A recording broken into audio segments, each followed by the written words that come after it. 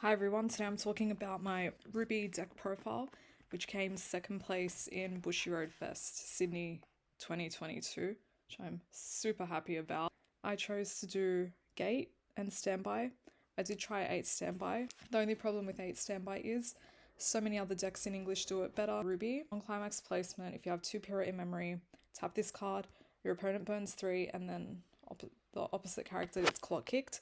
So in order for this finisher to be effective, you need to be ahead of your opponent and at least be level 3. If they're at 2 something, it's probably not going to kill them unless they get really unlucky, but they'll most likely cancel, 1 or 2 instances of damage. So 8 Standby doesn't let you push for damage. Yeah, the gate was very useful in certain matchups where I was versing 8 Standby myself. And, my cards can't really do anything, so all I would do is just slam Gate every turn if I had it in hand, and that did win me a few games, so it did work out in my favour. I used to be a really big fan of this finisher because the burn 3 clock kick, it's a better Megumin, but you need to have 2 Pyrrha in memory to have this effect actually activate. It did screw me over in the final game. And it did become a problem in other games because if your opponent is running things like stock bombs, bottom deck bombs, anything that can remove the Pyrrha and they don't let you crash into anything, it is a problem because you basically don't have anything else that you can do. As you can see, there's no other finisher type thing because this is like the main game plan. Just that Pyrrha in memory, that leads to the deck being that 1 or 2% inconsistent because there'll be some games we don't see the Pyrrha until level 2. This is also a must at 4. This Pyrrha, when it hits waiting room, if you have the level 0 Pyrrha in waiting room, you can put it into memory. This is just like your, if you don't see Pyrrha, it's your security type thing because people will try and deny. I had many opponents deny my Pyrrha. Let's move on to Salem. So this card gets powerful, your opponent's back, who cares? Our stuff doesn't get that big anyway. The main thing about this is the second effect, which is pay 1. You can either stock swap your opponent or you can mill the bottom 5 and then deal damage. Most of the time you'll use the stock swap effect. Neapolitan, not the ice cream. This is a good card if your opponent tries to deny you your RWBY by leaving a blank field, because when this card gets played, you can ditch a card and then choose 2 cards from your opponent's waiting room and then put them into open positions of their stage. So you can at least do 2 RWBY.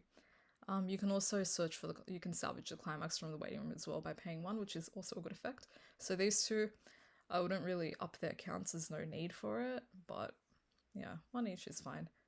Weiss, I'll be real, I'm playing 2 copies of this because I had nothing else to play, and like I said, I didn't want to spend money on any other cards. So this is an assist 2k. Doesn't really matter for your RWBY since you're getting rid of the stuff anyway. But it also heals on play, which is good. So run 6 healers in the deck. Only 8 level 3s. I usually don't play my decks like that, but like I said, I didn't want to spend any more money than I had to. And hey, we came second place with the deck, so I guess it wasn't too bad. 3 of this 2/2 standby targets. It's also good as a 2 soul beta because we only run 8 level 3s. And it's also a scry on attack, which is very useful. 1 free fresh, 2/5 counter. I never used this the whole tournament, so take that as you will. I wouldn't put it more than 1. This climax combo, kind of hard to get off in this meta because people run things that are higher than 7/5 or they will have a 2k counter. We play 1 copy of Neptune, which is our anti-change bottom deck bomb. Also on play you can give a character 1/5. This was a really good card. Really good when you're versing standby because it stuns one of your opponent's characters. So if they have a 2/2 in back row, they have 3/2, whatever, you can stun it and you don't have to worry about it for an additional turn.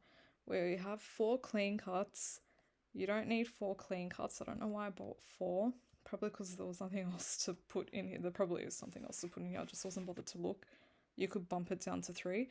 But Yang is good for the power pump. So on play reveal if it's a character, if it's a remnant character, give something 2k. Usually give it to itself so you can clean cut something.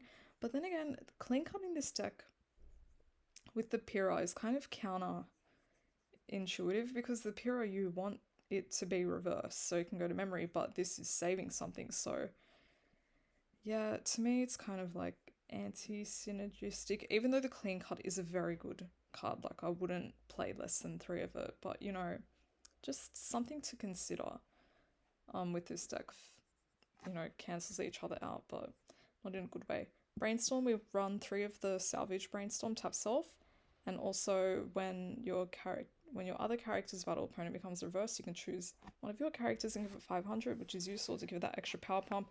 Works on both turns.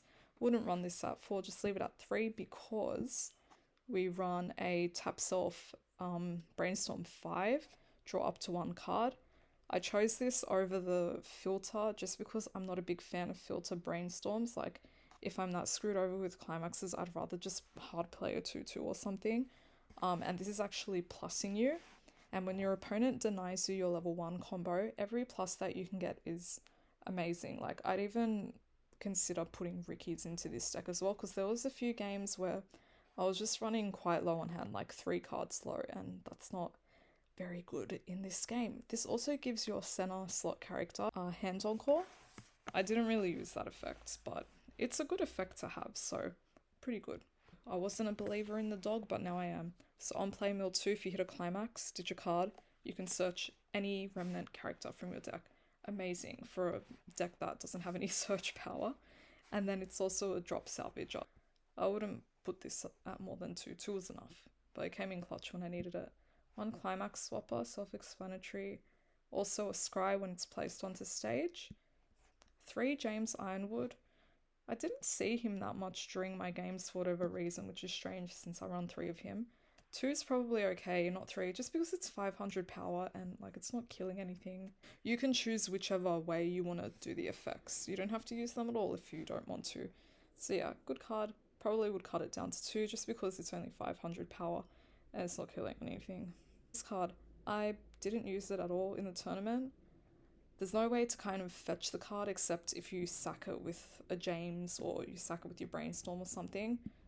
The issue with this deck is you probably won't be using this anti-damage counter until you're level 3 and you have, you know, a triple ruby on board and you have 2 back row because you need full field to use it.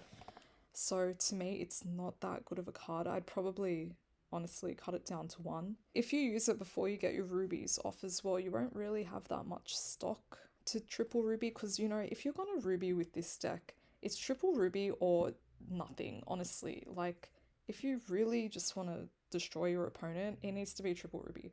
Yes, there were games where I double rubied, but that's only because I couldn't find a 3rd copy, like it was stuck in stock or, you know, I got pushed before it was ready and stuff like that. This deck, you need to triple ruby because you don't have any other options.